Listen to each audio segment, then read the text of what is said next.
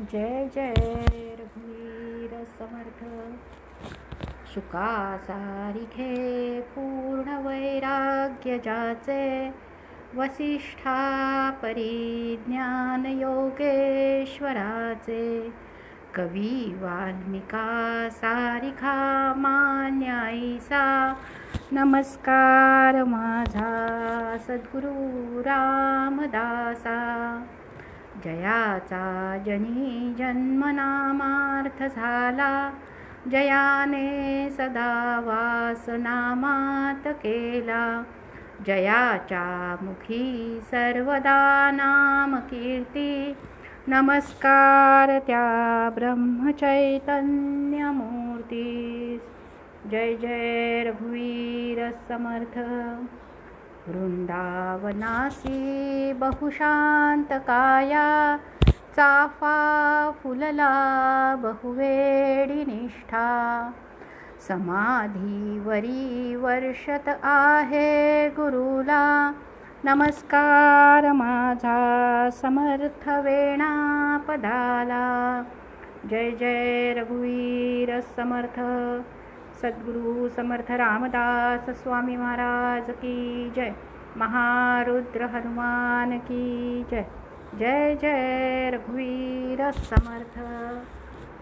श्रीराम समर्थ. श्रीराम श्रीराम. सद्गुरूंच्या चरणी वंदन करते, वेणा स्वामींच्या चरणी वंदन करते. या व्यासपीठावर, हे व्यासपीठ ज्यांनी आपल्याला उपलब्ध करून दिलेलं आहे, त्या फेसबुक लाईव्ह पेजचे सूत्रधार श्री प्रवीणजी शास्त्री यांना वंदन करते. ज्यांच्यामुळे ही सेवा करण्याची संधी मिळाली ते श्री विजयदादा लाड यांच्या चरणी वंदन करते. सर्व श्रोते, तुम्ही जगदीशमूर्ती, तुमच्या सर्वांच्या हृदयस्थ आत्मारामास वंदन करते. आणि आजच्या सेवेला, आजच्या विचारांना आपण प्रारंभ करूया. जय जय रघुवीर समर्थ. काल आपण वेणा स्वामींविषयी आपण जरा जाणून घेत आहोत. वेणा स्वामींचं चरित्र तर अलौकिक आहेच, त्याबद्दल सर्वांनाच माहिती आहे. आपण सगळेच समर्थ भक्त आहात. त्यामुळे आणि मेधाताईंनी अतिशय सुंदररित्या ते चरित्र आपल्यापर्यंत पोचवलेलं आहे. आता त्यामध्ये काल आपण त्यांची जी स्फुट प्रकरणं आहेत, त्यातला काल रामगुहक संवाद अर्थात नावेचे श्लोक आणि कौल रघुनाथाचा, अशी ही 2 पदं आपण बघितली. आता आज आपण थोडासा त्यांच्या अभंगांचा विचार करणार आहोत. काल मी सांगितलं होतं की त्यांची जी 8 स्फुट प्रकरणे आहेत, रामायण आणि एक निवृत्ती राम म्हणून जे आहे, ती 2 वेगळे खंड आहेत. एक सीता स्वयंवर एक खंडात्मक आहे, ज्यामध्ये अत्यंत अलौकिकरित्या सीता स्वयंवर, सीता आणि प्रभू रामचंद्रांचा सोहळा अत्यंत सुंदर पद्धतीनं त्यांनी रचलेला आहे.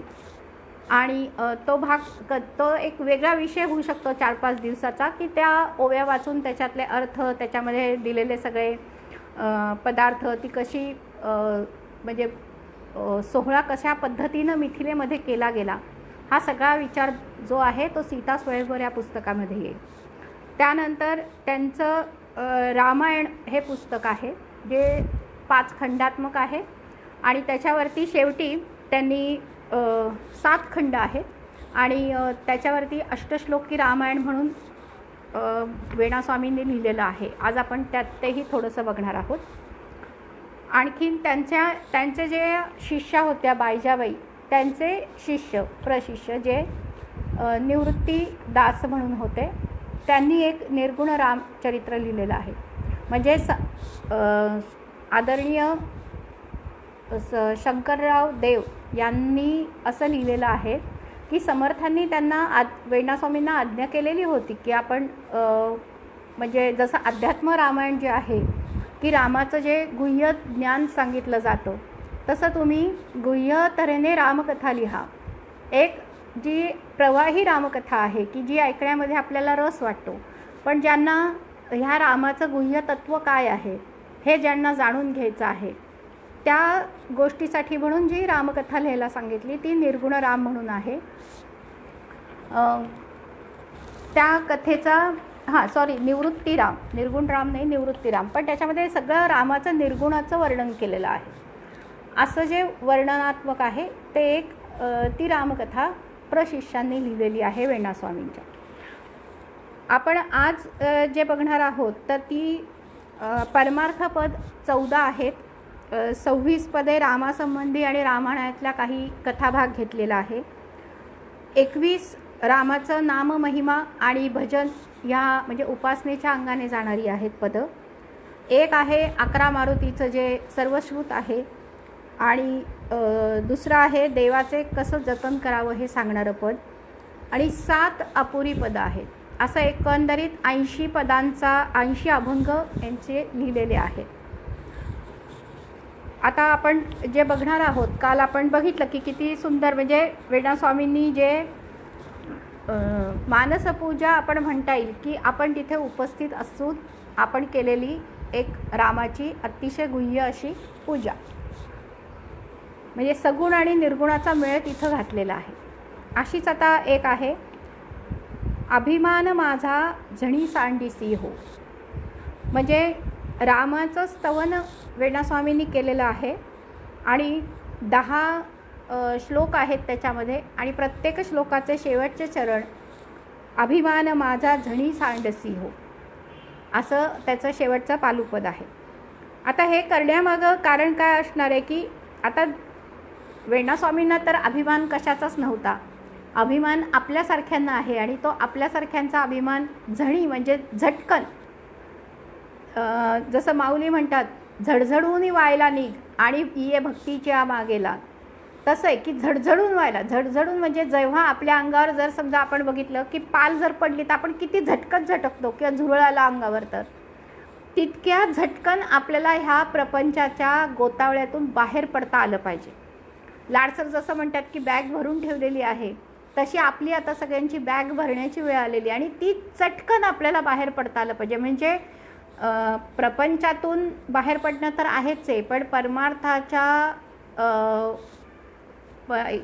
परमार्थामध्ये असल्यानंतरसुद्धा जेव्हा आपले मान सन्मान होतात किंवा आपली कथा म्हणा, आपलं प्रवचन म्हणा किंवा आपण लिखाण केलेलं कोणाला जरी आवडलं तरीसुद्धा त्यामध्ये गुंतून न राहता एक मनामध्ये कुठंतरी असतं की हां छान वाटलं, सगळ्यांना बरं वाटलं, ही एक पुढचा अभ्यास करण्यासाठी उभारी म्हणून दिलेली पाठीवरची शाबासकी हवीच आहे. ती जर नसेल तर असे माझ्यासारखे जे नवोदित आहेत ते पुढे जाऊ शकणार नाहीत, ते पुढचा अभ्यास करू शकणार नाहीत. पण हे जे चॉकलेट आहे हे थोडेच दिवस आपल्याला वापरायचं आहे. मुख्य मुद्दा असा आहे की अभिमान माझा, त्याच्याने आपल्याला अभिमान यायला नको आहे, तर आपल्याला हे कळलं पाहिजे की माझा अभ्यास अजून किती अपूर्ण आहे. हे सगळ्यांनी शाबासकी दिली आहे किंवा सगळे कौतुक करतात, ह्याचा अर्थ पुढे जाण्यासाठी ते प्रोत्साहनपर घ्यायचं आहे, त्याचा अभिमान होता कामा नये. आणि म्हणून त्यांनी सांगितले की आधी वर्णन कसं करतात, दीनानाथ हे नाम सीतावराजी, दीनाहुनी मी दीन आम्ही तुझी जी, उचितासी मिळेल तैसे करा हो, अभिमान माझा झणी सांडसी हो. म्हणजे हे दीनानाथ की सर्वांचा जो दीन आहे. आता इथं आपल्याला विषय लक्षात घ्यायला पाहिजे की दीन, दरिद्री आणि भिकारी आणि भिक्षेकरी ह्यांच्यामध्ये फरक आहे. म्हणजे दरिद्री जो असतो ना तो विचारांनी दरिद्री असतो. म्हणजे जरी तो कितीही कोट्याधीश असला, श्रीमंत असला, पण त्याला जर समजा आपल्या घरामध्ये एखाद्या म्हणजे नोकराच्या हातून किंवा कोणाच्या हातून जर समजा 100 रुपयाची एखादी कपबशीचा सेट फुटला किंवा कपबशी फुटली, तर जो चिणचिण करतो किंवा तुझ्या पगारातून कापून घेऊन हे ते असं जे बोलतो, ही दरिद्रता झाली. त्या व्यक्तीने तसं काम करायला नको हे मान्य आहे, किंवा एखादी चूक झाल्यानंतर ती चूक केवढी आणि त्याच्याबद्दल होणारी कठोर शिक्षा केवढी, ह्याच्यामध्ये जी तफावत असते त्याच्यातून त्या विचारांची दरिद्रता किंवा विचारांची सधनता कळते. आणि भगवंताला दरिद्री कोणीही आवडत नाही. दीनानाथ हे नाम सीतावरा. मग आता दीनानाथ कोण? जसा सुदामा होता, की त्याचं अखंड 18 विश्व दारिद्र्य त्याच्याकडे होतं, म्हणजे आर्थिकदृष्ट्या तो दरिद्री होता, पण त्याने कधीही भगवंताकडे मला हे हवं मला ते हवं असं कधीही भगवंताकडे मागितलेलं नाही. मग हा जो असतो हा खरा सधन असतो. आणि पण तो दीन कशासाठी होता की माझं स्मरण चुकलं नाही पाहिजे. मी जर कधी काही भगवंताला विसरलो किंवा भगवंताच्या बाबतीमध्ये माझी कुठलीही चूक होता कामा नये, यासाठी तो दीनानाथ आहे. यासाठी तो दीनपणे म्हणतो की माझ्या हातून काही चुका होत आहेत, मी अहंकारी आहे, माझ्या हातनं भगवंताची उपासना नीटनेटकी होत नाही, त्याचं स्मरण मला विसरायला होतं, असा मी दीन आहे, असा मी गरीब आहे. आणि मग तू आमच्या अशा दीनांचा तू नाथ आहेस, म्हणून तो दीनानाथ आहे. अशांना भगवंत हा सांभाळून घेतो. तसंच त्यांनी जे लिहिलेलं आहे की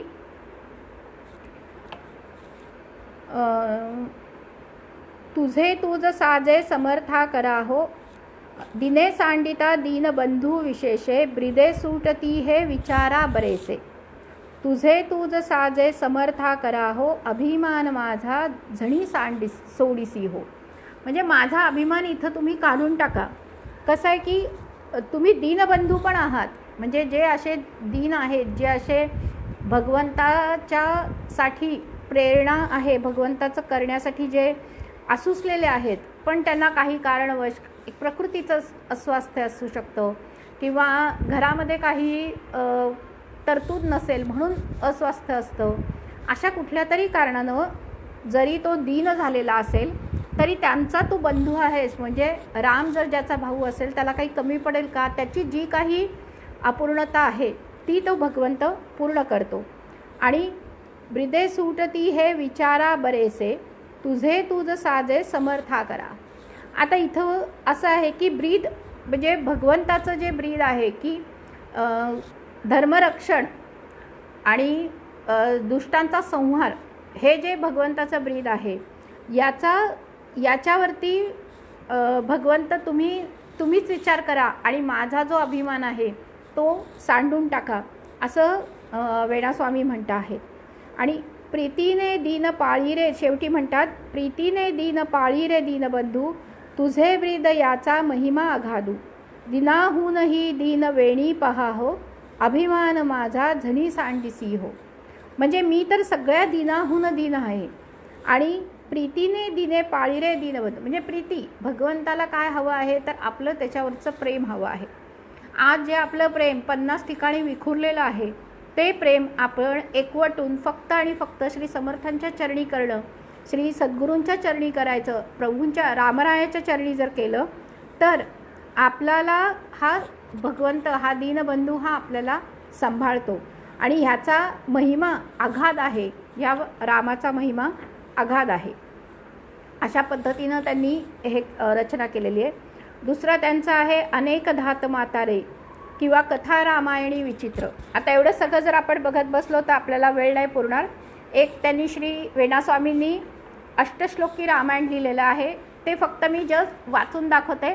म्हणजे त्यांनी जी रामकथा लिहिलेली आहे त्याचा सारांश हे अष्टश्लोकी रामायण, जसं एकश्लोकी रामायण आहे तसं हे अष्टश्लोकी मराठीतलं रामायण जर आपण म्हटलं तर रोज रामकथा गायल्याचं पुण्य आपल्याला मिळू शकतं आणि त्यातला आपल्याला जो गोडवा आहे तो आपला वाढू शकतो.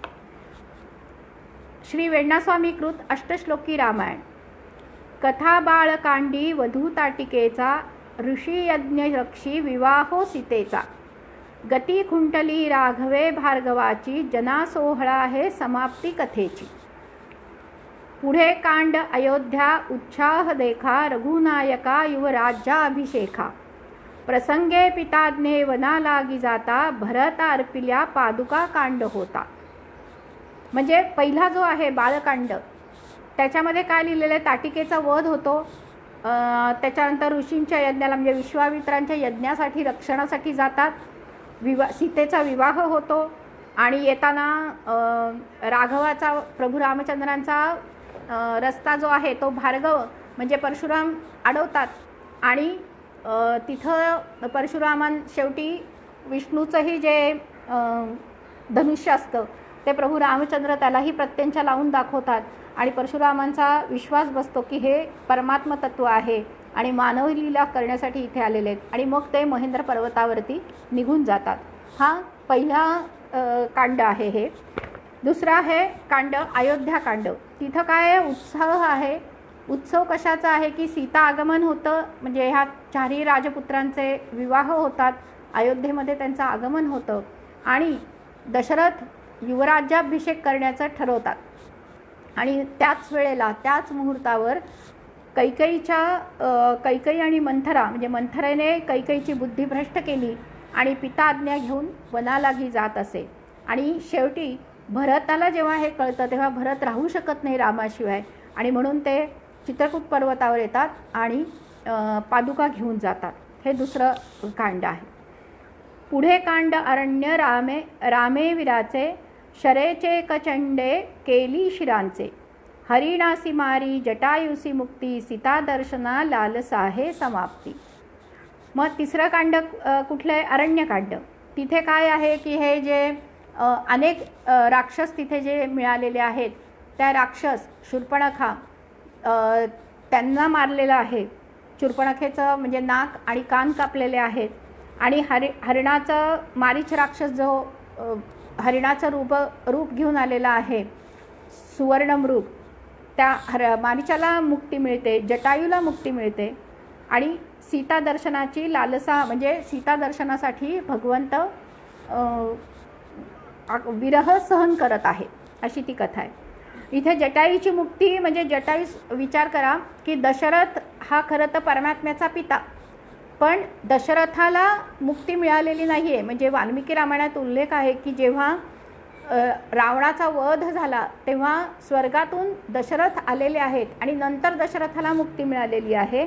पण जटायू जो रामकार्यासाठी ज्याने आपला देहत्याग केला त्याला तिथल्या तिथं भगवंताने स्वतः अग्नी दिला. म्हणजे स्वतःच्या पित्याला दशरथांना त्यांना अग्नी देता आला नाही, पण गिध असून, म्हणजे ह्याला म्हणतात दिन, की म्हणजे जात जी आहे जटायू हा जो आहे तो गिधाड पक्षी आहे आणि तरीसुद्धा तिथे जाऊन रामाच्या सेवेसाठी त्याने आपला प्राण अर्पण केला.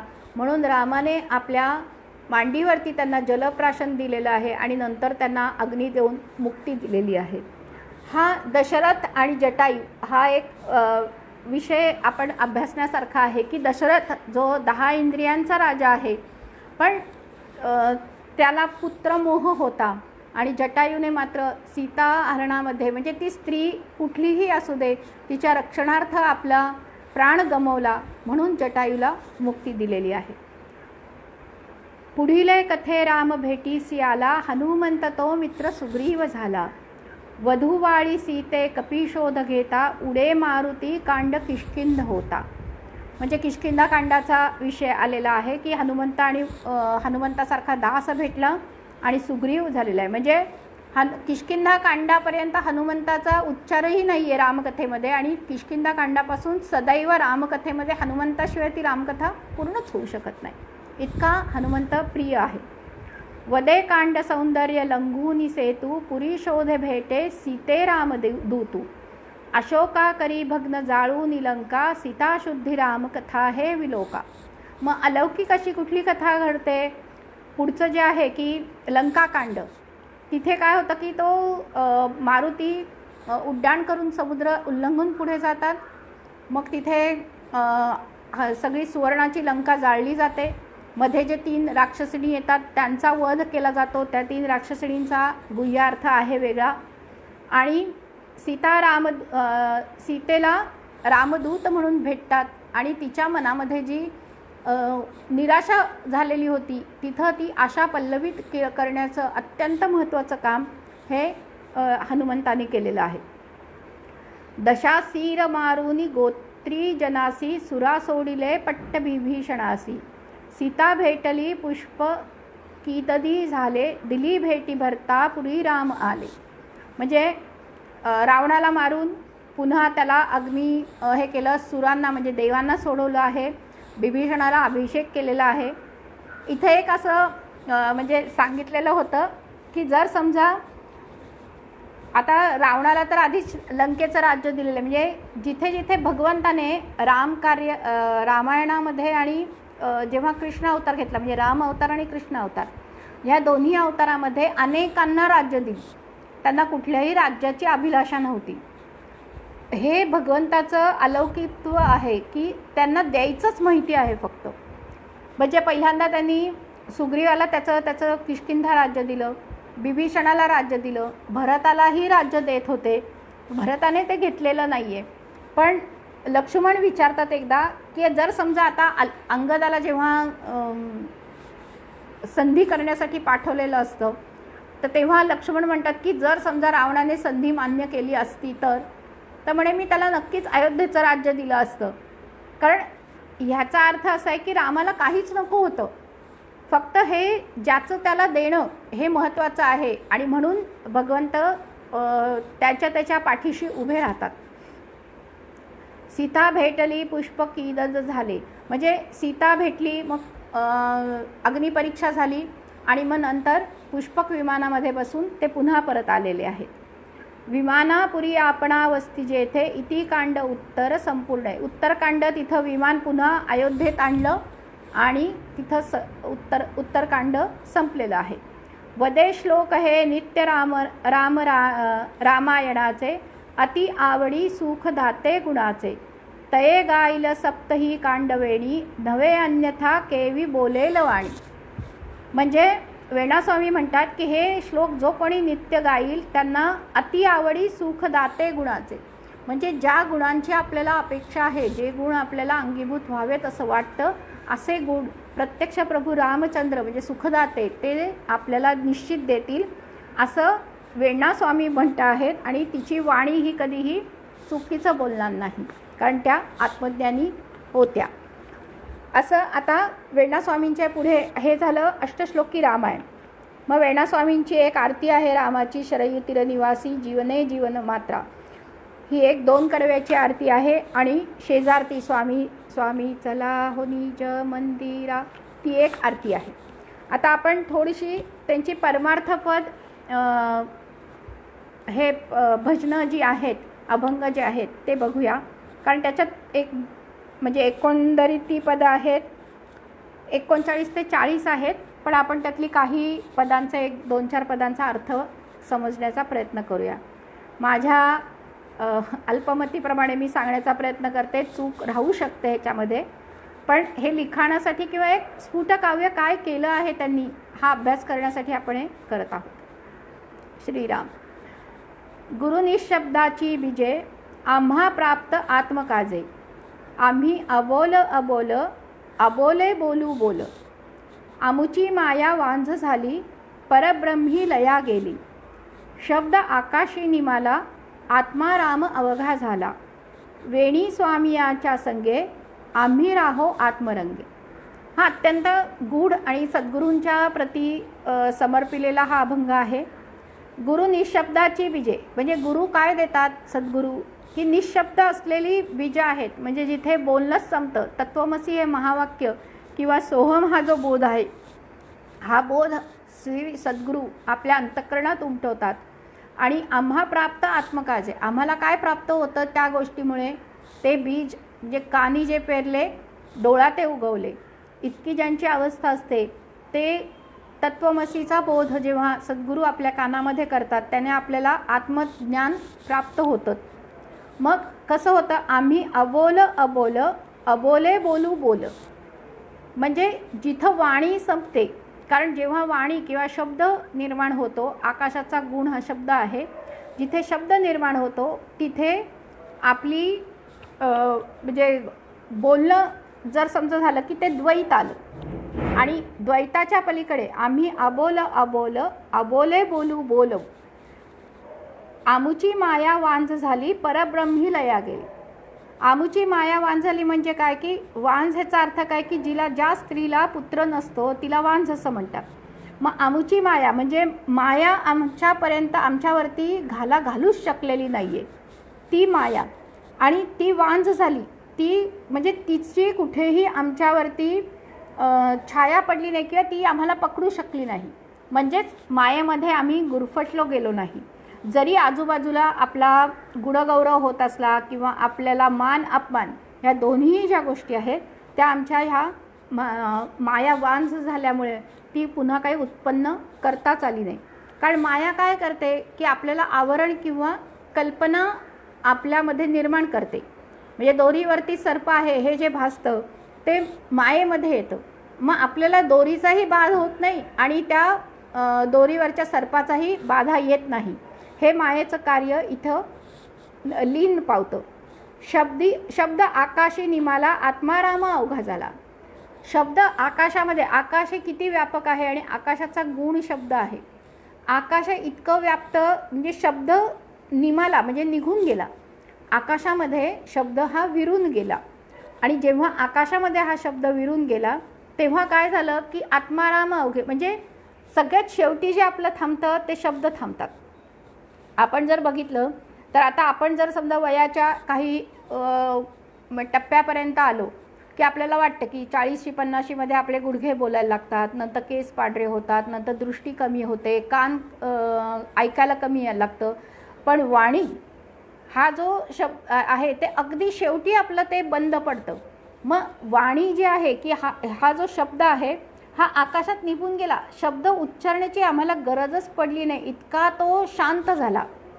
आकाशात गेला म्हणजे आकाश जसं सर्वत्र सर्वव्यापी आहे तसा तो शब्द सर्वत्र सर्वव्यापी कुठला झाला? सोहम हा शब्द सर्वव्यापी सर्वत्र झालेला आहे. त्यामुळे जिथे ही द्वैताची जी भाषा आहे ती आम्हाला ऐकायलाच येत नाही आहे, आम्हाला फक्त आत्मारामाची भाषा म्हणजेच सोहम आम्हाला ऐकायला येतो. आणि वेणी स्वामी यांच्या संगे आम्ही राहो आत्मरंगे म्हणजे वेणास्वामी हा कोणाबरोबर आहेत तर स्वामी यांच्याबरोबर म्हणजे समर्थांबरोबर आहेत. आणि आम्ही राहो आत्मरंगे म्हणजे स्वामी आणि म्हणजे सद्गुरू आणि सत्शिष्य हे दोघंही जण आत्मानंदामध्ये डुबून गेलेले आहेत. असं हे गुरुनैशब्दाची बीजे असा एक हा अभंग आहे. ह्याचं विस्तृत करायला गेलो तर आपण 2 काय 3 दिवस सुद्धा बोलू शकू, पण आता आपण फक्त थोडंसं भराभरा बघणार आहोत. आमुचे परमधाम हा एक अभंग आहे. आमुच्या वाटे नका जाऊ म्हणजे इथं जे आम्ही बिघडलो तुम्ही बिघडाना असं जे आहे तसं हे आहे. आमुच्या वाटे नका जाऊ नये ते वाटे तुम्हा लावू. आम्ही पारिखे पारिखे न हो लौकिका सारिखे म्हणजे इथं वेणास्वामी म्हणतात की आमच्या वाटेला तुम्ही जाऊ नका. आता आपण परमार्थामध्ये बघतो की लोक जर समजा असं कोणी अभ्यासाला लागलं किंवा हां माहिती आहे म्हणजे हिंदी भाषेत आपल्या म्हणायचं झालं तर सो चूहे खाके बिल्ली हचको चली.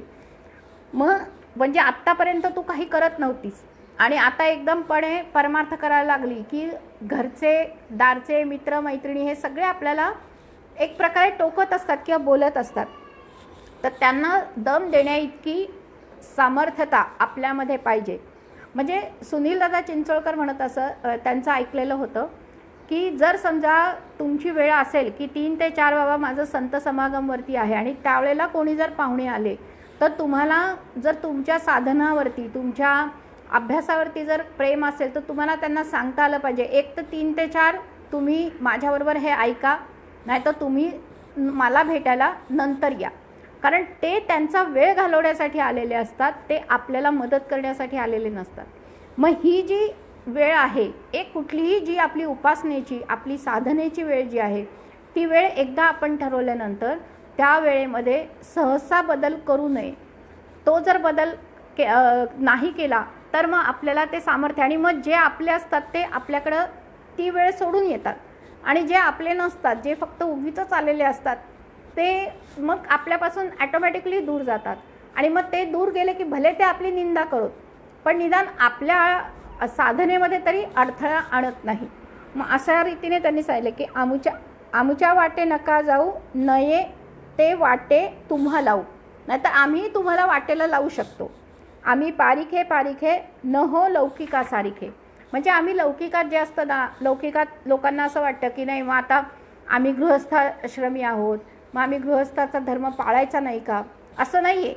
आपल्याला तारतम्य बाळगून विवेकाधिष्ठित आपण हा परमार्थ आणि प्रपंच हा करू शकतो. सर्व संतांनी केलेला आहे त्यामुळे आपल्याला करायला आपण करू शकत नाही असं म्हणणं म्हणजे आपल्यातच काहीतरी कमीपणा आहे, आपल्यामध्ये उणीव आहे. जी सांगितलेली गोष्ट आहे ती निश्चितपणे चुकीची नाही आहे. अशी स्थिती झाली मोठी पोटी ब्रह्मांडाच्या कोटी, वेणी स्वामी आत्माराम तेची आमुचे परमधाम. आमचं घर काय, अशी स्थिती झाली मोठी. आमची स्थिती आता कशी झालेली आहे, पोटी ब्रह्मांडाच्या कोटी, म्हणजे आमच्याच पोटामध्ये, म्हणजे आम्हाला अद्वैताचं ज्ञान झाल्यानंतर अनंत ब्रह्मांडाचा स्वामी तो होतो. म्हणजे जसं तुकाराम महाराज म्हणतात की घेई आपोषण ब्रह्मांडाचे, किंवा तुका झाला रेणुया थोकडा, तुका झाला आकाशा एवढा. ही जी व्याप्ती आहे, हे जे व्यापकत्व आहे, हे आल्यानंतर पोटी ब्रह्मांडाच्या कोटी, म्हणजे अनंत ब्रह्मांड ही आमच्या पोटातच आहेत. त्यामुळे वेगळं आम्हाला आता काही करण्याची गरज नाही, कारण आमचं परमधाम जिथे आहे, जे आत्माराम आहे, जिथे आमचा स्वरूपात आहोत, आम्ही त्या स्वस्वरूपामध्ये मिळालेलो आहोत, असं वेणास्वामी म्हणतात. मग वेणास्वामींचं हे आम्ही स्वामींचे अंकित, आम्ही स्वामींचे अंकित, रामनामे मुद्रांकित, गुरुवाक्य प्रेम नौका, मायासागर तरलो देखा, अहम ब्रह्म उपदेशिले, अहम गेले ब्रह्म ठेले, आली अनुभवाची खूण केली रामार्पण, वेणी स्वामी अवघा झाला, विज्ञानासी अंत आला. हा एक अभंग आहे. त्याच्यानंतर साधनी साधन म्हणून एक अभंग आहे. देही असता देहधारी, जन्ममरण वाहे शिरी, तरी ता साधिले ते काय, पशुपरी वेचिले वय. म्हणजे वेणास्वामी इथं म्हणतात की जोपर्यंत तुम्ही देहधारी आहात, देहात आहात, तोपर्यंत तुम्ही शिरावरती काय घेऊन वाहता आहात, तर जन्ममरणाचं ओझं घेऊन वाहतात. कारण आम्हाला रोज भीती वाटते, आज कोविडने मी कोणाचा निरोप येतोय का, किंवा मला काही होतंय का. हा जन्म आणि मरण ह्या दोन्हीचं आम्ही ओझं घेऊन शिरावरती वाहत आहोत. आणि हे जर तुम्ही शिरावरती घेऊन वाहत आहात, तर पशुपरी वेचिले वय, आत्तापर्यंतचं जे वय, म्हणजे परमार्थाचा मुख्य गुण काय आहे, तर निर्भयता. आणि जर निर्भयता आपल्यामध्ये साधना करून येत नसेल, आपण जी उपासना करतो, निर्भयता आणि उर्मटपणा एक नव्हे. निर्भयता असणे म्हणजे आपल्याला कशाचीही मृत्यूची, खास करून मृत्यूची भीती वाटली नाही पाहिजे. म्हणजे भाऊसाहेब महाराजांचे शिष्य होते भाऊसाहेब, तर त्यांचं 90-95 वय झालं होतं, 91 वय होतं त्यांचं. त्यावेळेला बाबासाहेबांनी त्यांना विचारलं की तुम्हाला असं आता वाटत नाही का की आपण जाऊ, तर म्हणे मरण आलं तर आनंदच आहे, इथं मरायचं, इथं झोपायचं, ते महाराजांच्या जवळ जाऊन झोपेन. म्हणजे इतकी त्यांना खात्री होती की आपण इथला देह सोडला की महाराजांच्या जवळच जाणार आहोत. तशी मला खात्री पाहिजे की माझा देह संपला की मी समर्थांच्या जवळच जाणार आहे, मी माझ्या श्री गुरूंच्या जवळच जाणार आहे.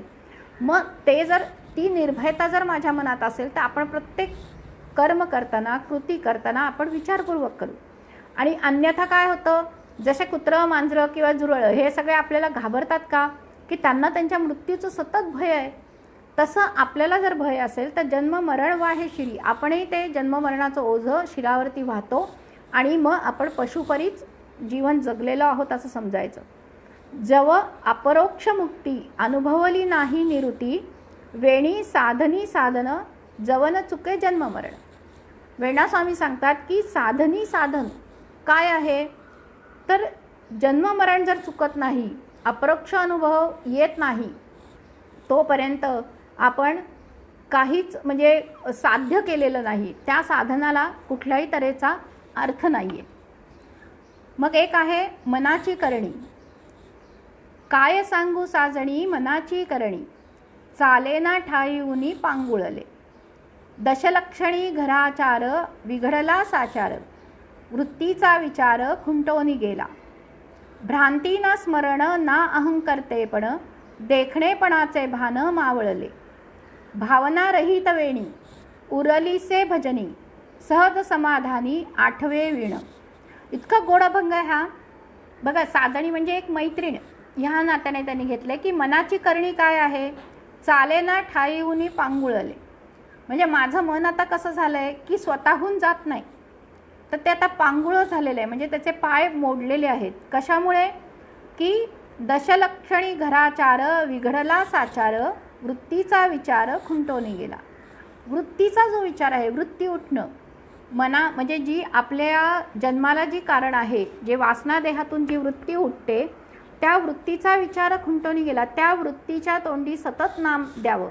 महाराज म्हणतात की वृत्तीच्या तोंडी जेव्हा तुम्ही सतत राम नाम द्याल तेव्हा ती वृत्ती उठत नाही. वृत्ती उठणं म्हणजे काय की एक विचार केल्यानंतर दुसरा विचार येतो. आता आपण काय, आपलं काय होतं, एकापाठोपाठ एक अनंत विचार येत असतात. खरं बघितलं तर एका विचारात आणि दुसऱ्या विचारामध्ये अंतर असतं. निमिष मात्र का होईना, अर्धा क्षण का होईना अंतर असतं. पण ते आपले विचारच इतके भयंकर असतात की आपल्याला समजत नाही की तो मध्ये विचार थांबलेला आहे. पण हा जो जेव्हा आपण ध्यानाला बसतो किंवा आपल्याला जर समजा परमार्थ करायचा असेल तर आपली विचारांची जी लाट आहे ती आपल्याला थांबवता आली पाहिजे. जसं समुद्राच्या लाटा थांबत नाहीत ना, तशा आपल्याही लाटा थांबत नाहीत. मग आपल्याला आपल्या चित्ताचं सरोवर करता आलं पाहिजे, शांत स्थिर सरोवर करता आलं पाहिजे. जिथे एवढासा दगड जरी टाकला तरी तरंग उठतात. पण तो जे स्थिर जर समजा असेल, चित्त सरोवर जर स्थिर असेल तर त्याच्यात प्रतिबिंब स्वच्छ पडतं. जितके आपण शांत राहू तितका आपल्याला परमार्थाचा विचार किंवा परमात्म्याचा प्रकाश त्याच्यामध्ये उत्तमरित्या पडणार आहे. आणि म्हणून दशलक्षणी घराचार विघडला साचार. दशलक्षणी म्हणजे आपली ही जी 9 द्वारं आणि आपल्याला जी लक्षणं आहेत की म्हणजे आचार विचार, आपले जे मनात मनोवृत्ती ज्या आहेत, ही 11 इंद्रिय, जी 10 इंद्रिय आणि 11वं मन, हा जो गोंधळ आपल्याला चाललेला आहे, हे मन सगळ्यांना नाचवतो आहे. हा मन बिघडला साचार म्हणजे हा पूर्णपणेच आम्ही उलटा करून टाकलेला आहे, बिघडवून टाकलेला आहे. कारण काय, वृत्तीचा विचार खुंटोनी गेला, वृत्तीच उठून दिलेली नाही आहे. मग भ्रांती ना स्मरण ना अहम करतेपण. म्हणजे भ्रांती म्हणजे काय की मला भासही होत नाहीत, ना स्मरण म्हणजे मला हे आठवतंय ते आठवतंय ते पण नाही, ना अहम करतेपण देखणेपणाचे भान मावळले. ही तुर्यावस्था आहे की जेव्हा आपण ह्या तुर्यावस्थेमध्ये म्हणजे जाणे ब्रह्म जाणे माया या अवस्थेमध्ये असतो तेव्हा अहमपणाचं कर्तेपणाचं सगळा भार गेलेला असतो. आणि मग काय होतं की भावनारहित वेळी उरलीसे भजनी. आता आपण भजन आणि भाव, आता इथं म्हणतायत वेणास्वामी की भावनारहित म्हणजे कुठली भावना नसलेलं व्यक्ती भजन करू शकते का, तर ह्याचा अर्थ त्या तुर्या अवस्थेमध्ये करतायत की सर्व व्यापी त्या झालेल्या आहेत, ते व्यापकत्व त्यांच्यामध्ये आलेलं आहे. आणि म्हणून भावना त्यांच्या संपलेल्या आहेत. आपल्या भावना कशा असतात, सुखदुःखात्मक असतात. कोणी चांगलं बोललं की मला आनंद होतो, कोणी वाईट बोललं की मला दुःख होतं. ह्याला आपण भावना म्हणतो. कारण खरी भावना काय की भगवंताशी तादात्म्य होणे. आणि ती भावना जेव्हा आपली दृढ होते तेव्हा सहज समाधानी आठवे विणं. म्हणजे वेणास्वामींना काहीच आठवत नाही आहे की मी कुठं आहे, मी काय करते आहे, माझी अवस्था काय आहे. म्हणजे जेव्हा रामकृष्ण परमहंसांना जेवताना खूप सारे पदार्थ लागत, म्हणजे आणि विशेष करून त्यांचं भजीवरती प्रेम होतं. तर एकदा शारदा माता म्हणजे रामकृष्ण परमहंसांनी त्यांचे जे 16 शिष्य होते विवेकानंदांसहित सगळे, त्या शिष्यांना ते मात्र तोलून मोजून मापून अन्न देत असत. कारण ते साधना अवस्थेत होते की हा 4 रोटी खाईल, तो 5 खाईल, एवढी भाजी द्यायची, त्याला भात द्यायचा की नाही द्यायचा, असं सगळं त्यांचं मोजून मापून होतं. पण स्वतः रामकृष्णांना मात्र दर 2-3 दिवसांनी ते म्हणायचे की शारदा मातांना की तू भजी कर. मग एकदा शारदा माता धाडस करून विचारतात की तुम्ही या मुलांना सगळ्यांना ज्यांचं खाण्याचं वय आहे त्यांना मात्र तुम्ही काही अन्न खाऊन देत नाही, असे जिभेचे चोचले पुरून देते, आणि तुम्हाला मात्र विविध पदार्थ लागतात किंवा तुम्हाला भजी आवडते, असं का.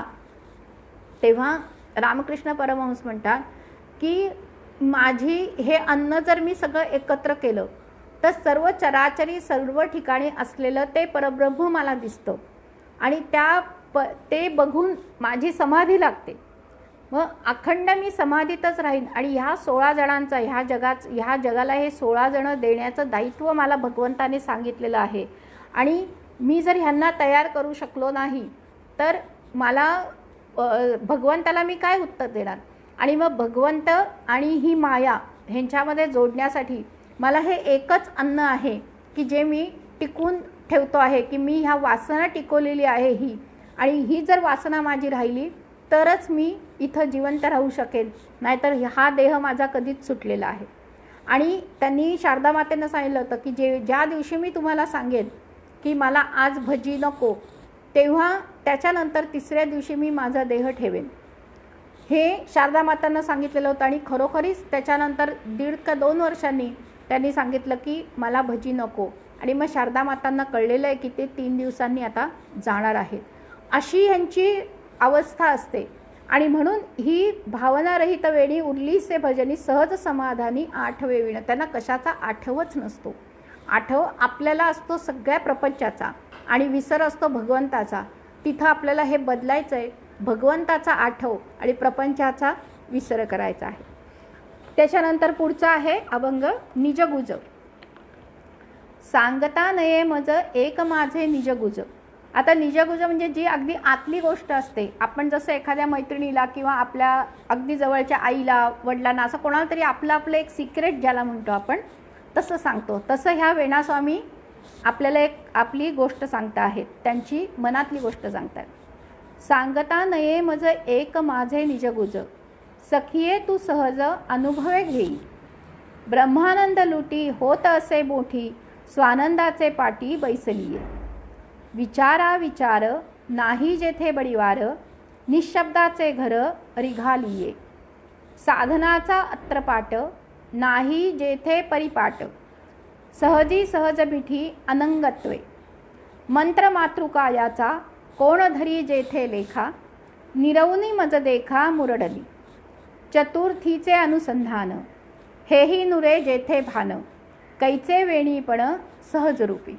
अतिशय गोड हा 5 चरणांचा अभंग आहे. मी फक्त शेवटच्या चरणाचा एक थोडंसं सांगते कारण विस्तृत आहे खूप हा अभंग. चतुर्थीचे अनुसंधान हेही नुरे जेथे भान, कैचे वेणीपण सहजरूपी. म्हणजे वेणास्वामी आता इतक्या सहज झालेले आहेत की चतुर्थीचे अनुसंधान. चतुर्थीचे म्हणजे काय की जे 4 भाग आहेत, मन चित्त बुद्धी अहंकार. तर हे जी चतुर्थी म्हणजे अहंकार हा जो चतुर्थ स्थानावरचा आहे त्याचं आता अनुसंधानही संपलेलं आहे. त्या चित्ताचं अनुसंधान संपलेलं आहे आणि त्याचं कुठलंही भान राहिलेलं नाही. आणि ही अवस्था कशी आहे? सहजरूपी. जितक्या सहज आता आपण एकमेकांशी बोलतो आहोत, एकमेकांच्या संपर्कात आहोत, तितक्या सहजपणे वेणास्वामींचा हा जो चौथा भाग आहे म्हणजे जे चित्त आहे ते भगवंताच्या चरणी लीन झालेलं आहे. आणि त्याच्यामुळे वेणी पण त्यांचं म्हणजे वेणी हा जो वेणास्वामी हा जो त्यांनी देह धारण केलेला होता त्या देहाचं सुद्धा भान त्यांना आता राहिलेलं नाही आहे. आणि अशी माझी अवस्था झालेली आहे. आणि पहिल्या चरणात जे म्हटलेलं आहे की सहज तू सखे अनुभव घे. सखे मैत्रिणी तू पण याचा अनुभव घे. म्हणजे हा मला वाटतं कदाचित बायजाबाईंशी बोलताना त्यांनी हे सांगितलेलं दिसतंय की सखिये तू सहज अनुभवे घे, की हा अनुभव तू सुद्धा घे. म्हणजे वेणास्वामी हा अनुभव आपल्याला सुद्धा घ्यायला सांगत आहेत. त्याच्यानंतर पुढचे अभंग आहेत पण मी एक ब्रह्मनिष्ठ म्हणून एक अभंग घेते. कीटकी भृंगी न्याये लागली धारणा, तोची एक जाणा ब्रह्मनिष्ठ. एरवी ते बोल ये फुकाचे, काये सांगायाचे याचे ज्ञान. चंद्रचकोर न्याय जयी होई ते मन, तोची एक जाणा ब्रह्मनिष्ठ. वेणी म्हणे सिंधू लवण न्याय भेटी, होय तेव्हा भेटी ब्रह्मतत्वाची. म्हणजे आता इथं बघा 3 दृष्टांत दिलेले आहेत. पहिल्या ह्याच्यामध्ये दिले कीटकी भृंगी न्याये लागली धारणा, तोची एक जाणा ब्रह्मनिष्ठ. ब्रह्मनिष्ठ कोणाला म्हणायचं आहे की मला ब्रह्म हवं आहे. आपण आपल्याला तपासून घेऊ शकतो की ज्याप्रमाणे कीटकी भृंगी न्याय म्हणजे आपल्याला मागं एकदा सांगितलं होतं की एक जो कीटक असतो तो एका अळीला उचलून आणतो आणि त्या अळीला आपल्या घरट्यामध्ये ठेवतो. आणि त्या घरट्यामध्ये ठेवल्यानंतर तिला तो खात नाही, येता जाता तिला टोचत असतो फक्त. एक विषारी दंश करायचा आणि पुढं तो उडून जातो. मग पुन्हा काही वेळाने येणार, पुन्हा दंश करणार, असं बऱ्याचदा होतं. आणि नंतर मग तो कीटक दुसरीकडे निघून जातो. पण हिच्या मनामध्ये मात्र असं वाटत असतं, ह्या अळीला वाटतं की आत्ता तो कीटक येईल, मला दंश करेल, आत्ता तो कीटक येईल, मला दंश करेल. म्हणजे ही तिची धारणा होते, तिला ती धास्ती बसते आणि त्या धास्तीतून ती त्या कीटकाचं चिंतन करते. त्या कीटकाचा सतत ध्यास घेते की तो येईल, मला दंश करेल, तो येईल, मला दंश. असा ध्यास म्हणजे हा न्याय जो आहे, या ध्यासानं काय होतं शेवटी, की निसर्गाचा हा चमत्कार म्हणा किंवा त्या ध्यासानं आंतरबाह्य ती बदलते आणि तीही त्या कीटकासारखीच होते. म्हणजे तिच्यात हा आमूलाग्र बदल होतो, पूर्णपणे तिची अवस्था बदलून जाते. मग तो ब्रह्मनिष्ठ कसा आहे, की ज्याला सतत त्या ब्रह्माची टोचणी लागलेली आहे, सतत मला ब्रह्म व्हायचं आहे, मला ब्रह्म म्हणजे आपल्याला सांगतात ना की अहम ब्रह्मस्मी हे म्हणत राहावं. आज आपण नाही आहोत, आज माझी देहबुद्धी आहे, पण देहोस्मीचं सोहम होण्यासाठी किंवा ब्रह्मास्मी होण्यासाठी आपल्याला त्या ब्रह्माची सतत आठवण राहिली पाहिजे. ती आठवण जर आपल्याला असेल, ती टोचणी असेल, तर आपण आपला हा देह टाकून आपण ब्रह्मस्वरूपाच्या मार्गाने जाणार आहोत. नाहीतर आपण सकाळी एकदा, दुपारी एकदा आणि संध्याकाळी असं बॅचेसमध्ये आपला परमार्थ करून चालणार नाही. तो अखंड होण्यासाठी ती अखंड धारणा पाहिजे. जसा त्या आळीला त्या कीटकाचा ध्यास लागलेला होता, तसा ध्यास मला ब्रह्मतत्वाचा लागला पाहिजे. नाहीतर मग काय ते सांगतात, एरवी ते बोल बोला ये फुकाचे, काय सांगायचे यांचे ज्ञान. म्हणजे जे पोपटपंजी करतात, जे अनुभवाशिवाय आहेत किंवा जो वरवरचा परमार्थ करतात, त्यांचे बोल हे फुकाचे आहेत, ते फुकटचे आहेत आणि हवेत विरून जाणारे आहेत, हे आपण जाणून घ्यावं. दुसरं दिलेलं आहे, चंद्रचकोर न्याय जयी होय ते मन, तोची एक जाणा ब्रह्मनिष्ठ. ब्रह्मनिष्ठाचं दुसरं लक्षण काय आहे, चंद्र आणि चकोर. चंद्र आणि चकोर कसा आहे, की तो चकोर हा जो पक्षी आहे तो चंद्राचे किरण पितो. म्हणजे तो चकोर चंद्राला अनन्य आहे. ही अनन्यता, की मला समर्थांशिवाय, समर्थ सद्गुरूंशिवाय मला दुसरं कोणीही नको आहे. मला जर समजा 50 गोष्टी ठेवल्या तरी माझ्या प्रत्येक गोष्टी, माझा प्रत्येक विचार हा समर्थांपाशी समर्पित व्हायला पाहिजे. माझा प्रत्येक विचार हा समर्थांच्या विचारांनी सुरू व्हायला पाहिजे आणि समर्थांच्या तिथे मध्य पाहिजे आणि समर्थांच्या चरणीस तो विलीन व्हायला पाहिजे. याला म्हणतात चंद्रचकोर न्याय, की तो जसा चकोर जसा चंद्राला अनन्य आहे, तशी अनन्यता माझ्यामध्ये यायला पाहिजे. मग तोच जाणा ब्रह्मनिष्ठ, त्यालाच ब्रह्मनिष्ठ म्हणता येईल. म्हणजे आपलं कसं असतं, की जेव्हा एखादी आता फंक्शन असेल किंवा काही असेल, की आपण पूर्णतः विसरून जातो की मी समर्थांचा आहे, आणि मग ती माया अशी काही पांघरून घालते की मग तिथून आपल्याला पुन्हा जागेवर यायला, पुन्हा आपल्या साधनेमध्ये यायला बराच काळ लोटला जातो.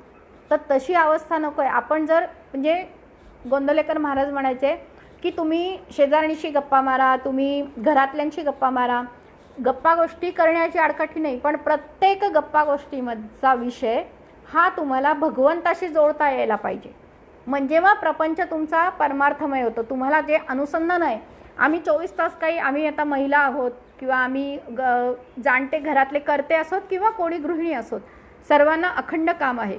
मग माझं अखंड काम हे मी रामनाम म्हणजे सतत जपमाळ तर करून घेऊ शकत बसत नाही. मग मला अनुसंधान राहायला पाहिजे. अनुसंधान म्हणजे काय, की त्यांचं स्मरण. ते स्मरण कसं पाहिजे, चंद्रचकोर न्यायाने, की चकोर जसा फक्त चंद्राचीच वाट बघत असतो, तसं मी माझा विषय, माझा बोलताना मला समर्थांचाच विचार कसा मनात येईल आणि तो तिथं मी कसा भगवंताच्या चरित्राशी, संतांच्या चरित्राशी, कुठलेही संत असू देत त्यांच्याशी मला कशी त्याची कनेक्टिव्हिटी करता येईल. जसं आता हा मोबाईल आपल्या सगळ्यांशी कनेक्ट झालेला आहे म्हणून आपण सगळे एकमेकाच्या संपर्कात आहोत, तसं आपल्या सगळ्यांचं हेडक्वार्टर जे समर्थ आहे तिथं आपल्याला कनेक्ट होता आलं पाहिजे. मग ही चंद्रचकोर न्याय झालं. चौथ्या चरणात म्हणतात, वेणी म्हणे सिंधू लवण न्याय भेटी, होय तेव्हा भेटी ब्रह्मतत्वाची. आता 2 ठिकाणी त्यांनी ब्रह्मनिष्ठ कसा असतो ते सांगितलं. आता ब्रह्मतत्व म्हणजे आता निष्ठा जी आहे म्हणजे त्याच्यामध्ये सुद्धा अंतर आहे ना, की विश्वास, श्रद्धा, निष्ठा. पण तू आणि मी हे द्वैत आहे. आणि वेणी म्हणे सिंधू लवण न्याय. सिंधू लवण न्याय काय आहे, की सिंधू म्हणजे जसं समुद्रामध्ये मीठ हे असतंच, समुद्र म्हणजेच मीठ, म्हणजे समुद्र आणि मीठ यांना आपण वेगळं करूच शकत नाही. रासायनिक प्रक्रिया हा विषय वेगळा ठेवा, की समुद्र किंवा पाण्यामध्ये मीठ टाकलं की त्याला तो खारटपणा येतो. समुद्रामधून तुम्ही कितीही मिठाचे अगदी आगर करून मीठ बाहेर काढलं तरी समुद्राचा खारटपणा हा जो गुण आहे हा मिठाचा जातो का? नाही जात. मीठ कुठेही दिसत नाही. अख्ख्या समुद्रामध्ये आपण जेव्हा जातो तेव्हा मीठ दिसत नाही, पण समुद्राचं पाणी हे क्षारयुक्त म्हणजे खारट असतं, म्हणजेच त्याच्यामध्ये मीठ आहे हे आपण समजू शकतो. मग समुद्राचं आणि मिठाचं लवणाचं जसं नातं आहे तसं वेणी म्हणे सिंधू लवण न्याय भेटी, होय तेव्हा भेटी ब्रह्मतत्वाची. त्याप्रमाणे जेव्हा मी देह नाही, मी आणि परब्रह्म, मी आणि माझे सद्गुरू ह्यांची भेटी माझी अशी व्हायला पाहिजे. म्हणजे माझा हा देहाचा जो अहंकार आहे, माझ्यामध्ये देहबुद्धी जी आहे ती जोपर्यंत माझी विरघळून जात नाही. लवण म्हणजे काय की लवण हे मीठ विरघळून गेलं आणि त्यानं त्याचं खारटपणा हा पाण्याला दिला आणि म्हणून तो सिंधू झाला. तशी माझीही देहबुद्धी आहे ती पूर्णपणे लयाला गेली पाहिजे, तर मी सद्गुरूंच्या समर्थांच्या चरणी समर्पित होईन, समर्थांच्या चरणी मी विलीन होईन. माझं मी पण हे विलीन होऊन जाईल आणि मग तिथे मला ब्रह्मतत्वाची प्राप्ती होणार आहे. पुढचा एक सुंदर अभंग आहे. रामदास्यत्वे रामची झाले, पाहता पाहता द्वैत सरले वो, सेखी पाहणे मात्रची उरले वो, उरले नुरले वृत्तीस पूर्णाचे ओझे हो, हेही माये आता हरले वो, आता सांगणे खुंटले बाई येवो, आजी सांगता ये ऐसे नाही येवो, सांगणे ऐकणे मनाची ये ओझे, हेही माते आता हरले हो. रामदास्यत्वे रामची झाले हो, जैसे सागरी लवण मिळाले हो, ऐकोनिया मग वेणी म्हणे तुझे, विमळ पुण्य फळा आले हो. म्हणजे आता हे मगाच्याच अभंगासारखा हा पण गूढ अभंग आहे, पण इथे सांगितलं की रामदास्यत्वे रामची झाले हो. रामाचं दास्यत्व केलं, रामाच्या साठी आपण आपलं जीवन विसर्जित केलं, समर्पित केलं, तर काय विमळ पुण्य म्हणजे अत्यंत शुद्ध पुण्य आपलं फळाला आल्यानंतरच रामाचं दास्यत्व आपल्याला करता येतं, असा अर्थाचा हा एक अभंग आहे. त्याच्यानंतर पदरेणूनी आज धन्य मी झाले म्हणून एक अभंग आहे. त्याच्यानंतर रामकथेमधले म्हणजे शबरीला जे हिंदी त्यांच्या रचना आहेत काही, शबरीने जी बोरं दिली त्याचा उल्लेख असलेला आहे. मृत वानरांना जे जीवनदान दिलं त्याच्याबद्दलचं आहे. त्याच्यानंतर रामाचा महिमा कळत नाही असा आहे. नमो राघवाय नमो असा म्हणून एक अभंग आहे. त्याच्यानंतर शिवाजी महाराजांच्या वेळेला त्या उपस्थित होत्या तो सांगणारा एक अभंग आहे की काठी कर मार्ग सोडविती अपार, सकळामुखी जय जयकार, राऊल उठिता समय चला, सभानायका निरोप झाला, मंगळ तुरा ध्वनी दाटला गगनी, दशदिशा भेदुनी गेला, स्वस्ती वचने देती द्विजजन, ब्रीदबंदी जनवानिती, भक्तजन संत सज्जन, स्तविती गोब्राह्मण प्रतिपाळा, अनंत कोटी ब्रह्मांड भूपळा, वेणी सोहळा पाहती. म्हणजे वेणास्वामी तिथे प्रत्यक्ष उपस्थित होत्या असा महाराजांच्या अभिषेकाला छत्रपती शिवाजी महाराजांचं जे स्वराज्याचा आपला अभिषेक झाला महाराजांना त्यावेळेला त्या उपस्थित असलेला त्यांनी एक अभंग केलेला आहे. त्याच्यानंतर अजून अनेक अभंग आहेत. मग रामाजवळ मागणं त्यांनी मागितलेलं आहे. नमो रामराया नमो रामराया, येऊ दे सदया करुणा माझी, अखंडित मन जडो तुझे पायी, देसी तरी देई वर हाची, तुझविण क्षण न जावा सर्वथा, हेची गा समर्था मागतसे, हीन दीन वेणी चरणी शरण, होवोनी अनन्य मागतसे. म्हणजे मागणं जसं समर्थांनी मागणं सांगितलंय मागायला तसा हे वेणास्वामींनी मागितलेलं आहे की अखंडित मन जडो तुझे पायी. माझं काय करायला पाहिजे तर आपलं मनाशिवाय तर आपण राहू शकत नाही ना, मग माझं मन तरी भगवान समर्था रामराया तुमच्या चरणांजवळ सतत राहील असा एकमेव आशीर्वाद तू मला दे. आता पुढचं जे आहे की जेव्हा अक्कास्वामी म्हणजे जेव्हा चाफळचा काल आपण थोडक्यात बघितला होता प्रसंग की रामनवमीचा उत्सव होता आणि त्यावेळेला वेण्णा स्वामींवरती संपूर्ण जबाबदारी टाकलेली होती आणि सगळेजण भिक्षेसाठी म्हणून बाहेरगावी गेलेले असताना वेण्णा स्वामी एकदा आजारी पडतात आणि मग त्या अत्यंत कळवळून भगवंताची प्रार्थना करतात की स्वतःला त्यांनी खांबाला बांधून घेतलेलं आहे आणि त्यांना आज इतकं असह्य होतं आहे की त्यांनी कणकण येत असते, ताप हळूहळू येत असतो आणि तो काही केला जात नसतो आणि उत्सव तोंडावर आलेला आहे. अशा वेळेला काय करावं म्हणून त्यांनी प्रार्थना केली. म्हणजे बघा, वेण्णा स्वामी कुठल्याही वेळेला कोणत्याही परिस्थितीत हे समर्थांनाच म्हणजे रामरायांनाच साकडं घालतात आणि तितकी अनन्यता त्यांची आहे आणि म्हणूनच त्यांना रामाबाईच्या स्वरूपामध्ये दर्शन दिलेलं आहे. पतित पावना जानकी जीवना अरविंद नयना रामराया. आक्का गेली गावा गेली मज व्यथा झाली, दयाळे राहिली नवमी तुझी. नवमी समारंभ पाहू द्या बरवा, मग देह राघवा जावो राहो. आक्का गावा जाता तुझं निरविले समर्था, दे बहाकर रघुनाथा जतन करी. सोसवेना व्यथा ऐके सीता कांता, वेणीचे आकांता पाव वेगी. ऐकुनी करुणा अयोध्येचा राणा, मूर्तीच्या नयना अश्रू आले. ऐकुनी वचन जानकी जीवन, कृपेचा पवन वेणीवरी. म्हणजे काय अवस्था झाली असेल, किती आर्तता त्यांच्या भजनामध्ये असेल की त्या म्हणतात की तुमचा उत्सव रामराया, मला माझ्या देहाची पर्वा नाही आहे, पण माझ्या सद्गुरूंनी हा चाफळला सुंदर उत्सव केलेला आहे. इथे आज हजारो लोक येणार आहेत आणि त्या हजारो लोकांना ह्या रामाच्या उत्सवातून उत्सव साजरा करायचा आहे आणि त्याची तयारी माझ्याकडे आणि ती माझ्या या देहाकडनं होत नाही. मला या देहाचा मोह नाही आहे, तर तुझा उत्सव होऊ दे आणि मग तू मला या देहातून नेलंस तरीसुद्धा चालेल. आणि मग मला आता खरंच एक व्यथा सोसवत नाही आहे, तर आता रामराया तू काहीतरी कर. हे त्यांची आर्तता ऐकून रामरायांच्या डोळ्यातून सुद्धा अश्रू आलेले आहेत. आपल्याला असं वाटतं की सगळीकडे जर चैतन्य भरलेलं आहे तर ते मूर्तीमध्ये नसेल का? जसं रामकृष्ण परमहंसांच्या बाबतीमध्ये कालीमाता प्रगट व्हायची मूर्तीतून, तसंच गोंदवलेकर महाराज जेव्हा तीनदा गोंदवल्यातून निघाले, म्हणजे जेव्हा ते दोनदा काशी यात्रेस निघाले आणि जेव्हा त्यांनी देह ठेवला त्या तिन्ही वेळेला रामरायांच्या मूर्तीतून डोळ्यातून अश्रू आलेले आहेत, अश्रुपात झालेला आहे. तशीच अवस्था वेण्णा स्वामींच्या बाबतीतही झालेली आहे. आणि मग काय म्हणते, येई येई रघुवरा का मज उपेक्षिले सखया, सगुण रूप मज दाऊनिया, त्रिविध ताप दूर करूनिया. आता का निष्ठुर झालासी, बहु अपराधी मी दासी, श्रमलासी तू. परिया समयी येओनिया, सगुण रूपे मज भेटाया. तुझविण मजला कंठवेना, प्रीती जडली ती राहीना. सावळे रूप दावी नयना, आठवनिशिदिनी या मना.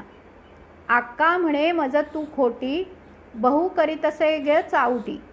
रघुवीर नये हा तुझे भेटी, वेणीची करुणा ऐकोनिया, सगुण रूपे मज भेटाया. म्हणजे हे वेण्णा स्वामींनी जेव्हा सांगितलं की त्या रामाबाईनं काम केलं आहे, तेव्हा आक्का स्वामींना वाटलं की हिनं चेष्टा केलेली आहे आणि त्यावेळेला मग त्या म्हणतात की रामाबाईच्या स्वरूपात तुम्ही एकदा पुन्हा मला भेट द्या. ते पण शेवटचं एक जेव्हा आक्का स्वामींनी रचलेल्या त्या ओव्या आहेत, मी 2-4च वाचते, आपली वेळ होत आलेली आहे. कोणे एके समयास सीत ज्वर बहुवस, येत असता वेणीस नवमी आली. रामनवमी उच्छाव प्रतिवर्षी यास्तव, भिक्षे लागी गावोगाव जाणे लागे. मी तो निर्भड होऊन गेले तिजपासूनी, करील साहित्य कोण उत्सवाचे. ऐसे तिजसी बोलून श्री रामासी निरवून, कराड शिरळ्या जाण भिक्षार्थी गेली. इकडे एकटी वेणी तिजला पथ्यन पाणी, रामाबाई माय बहिणी म्हणतसे. मग ते पडत झडत उठोनी रामा पुढे येत, करी साष्टांग प्रणिपात वेणाबाई. तेथे सभा मंडपात स्तंभ होता त्याजप्रत, उभी राहिली निवांत क्षण एक. तव झोला जात अशक्ते, काढी सांग पदराते. त्याने आप आपणाते बांधी स्तंभी. म्हणजे स्वतःला बांधून घेतलं त्यांनी. नंतर वेणूबाईंनी करुणा अभंगवाणी, केली ते सर्वांनी परिसावी. ऐकोनी वेणीची प्रार्थना, कळवळला रामराणा, उडी घातली सिंहासनापासून या. वेणी जवळ येऊनी कुरबाळले हस्तांनी, म्हणे अगय माय बहिणी पडेलीसी. मी मोठा झालो निर्दय, नाही कोमळ हृदय, तुझं उपेक्षिले माय म्हणोनिया. आता मी पठ्य पाण्याते, घालीन तुझं स्वहस्ते, म्हणून ऐसे वेणी ते रामे सोडविले. म्हणजे तिला वेणास्वामींना सांगितलं अक्कांनी मला पाठवलंय म्हणून. हाती धरुनी तिजला, नेले आता स्वस्थळाला, स्वये करुनी पाकाला पथ्यली. ऐसा नित्य अनुक्रम, चालिला असे संभ्रम, अनाथाची माय राम सत्य आहे. राम हाते पथ्य घाली, तव वेणी पालटली, जर गेला पुष्ट झाली उत्तर उत्तर. तो सन्निध आली नवमी, भिक्षा घेऊन निघाले मी, मागी विचारित श्रमी वेणी होती. म्या टाकिले जित निभ्रांती, काय असेल तिची गती, तो पातली महाप्रती येवोनिया. तो पाहिले वेणू ते, पुष्ट देह गत ज्वराते, मग मी पुसले तिते, कैसे झाले हे. तुझं पथ्य घातले कोणी, पुसता बोलली वेणी, पथ्य ते रामाबाईंनी दिले मज. कोठे आहे रामाबाई, दाखवी मजगे बाई, येरी म्हणे घरात पाही म्हणोनिया. मग मी घरात गेली, साभिमाने पाहू लागली, तो रामाबाई गुप्त झाली असतची. नंतर वेणीची करुणा, भाकली मजसाठी जाणा, ऐकूनी करुणा वचना प्रगटली. मग माझ्यासाठी म्हणून वेणास्वामींनी पुन्हा करुणा भाकली आणि रामाबाई म्हणून प्रभू रामचंद्र पुन्हा प्रगट झाले. इतक्या ह्या गोड अभंगाबरोबरच वेणास्वामींचा अधिकार इतका मोठा होता की क्लिष्ट असणाऱ्या वेणाबाईंनी पंचीकरण, अन्वय, व्यतिरेक ह्यासुद्धा ओव्यांमध्ये लिहून संपूर्ण जो विषय आहे म्हणजे प्रपंची असावे सुवर्ण आणि परमार्थी पंचीकरण, हा जो पंचीकरणाचा अवघड क्लिष्ट विषय तो सुद्धा वेणास्वामींनी अत्यंत सुंदररित्या लिहिलेला आहे. तो आपण पुन्हा कधीतरी बघूया. आज येथे आत्तापर्यंत जे सांगितलं ते सर्व श्री समर्थांच्या चरणी समर्पित करते. झालेली सेवा श्री वेणास्वामी आणि समर्थांच्या चरणी विलीन करून ही इथे पूर्णविराम देते. जय जय रघुवीर समर्थ. माझ्या हातून काही अपशब्द उणे शब्द आले असतील त्याबद्दल सर्व श्रोत्यांना क्षमस्व. जय जय रघुवीर समर्थ. श्रीराम समर्थ. श्रीराम.